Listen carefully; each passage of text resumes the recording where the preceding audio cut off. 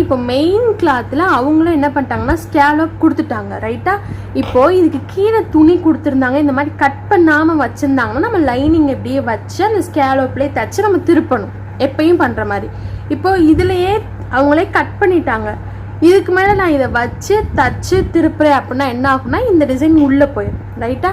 அப்போ நம்ம என்ன பண்ணணும் அப்படின்னா எப்பயும் போல் அப்படி வச்சுக்கோங்க. வச்சு நம்ம திருப்பினோம்னா இப்படி தான் வரும் அப்படிங்கிறத பார்த்துக்கோங்க.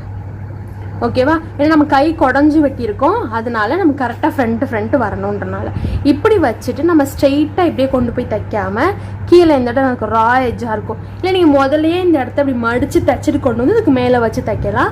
அப்படி இல்லை எனக்கு 2 வேலையாக இருக்கும்னு நினச்சிங்கன்னா கரெக்டாக நான் எங்கே நோக்குள்ளே வேணுன்றதை கட் கொடுத்துருக்கேன் ரைட்டா. அது வரைக்கும் ஃபோல்ட் பண்ணிக்கிறேன். பண்ணிட்டு இதுக்கு வெளியில் போகாமல் என்னோட தையல் ஃபுல்லாக எங்கனோக்குள்ளே விழுக போகுது அப்படின்னா இந்த ஸ்கேலப்லாம் அந்த இடத்துல நிற்கிது இல்லை, இந்த இடத்துல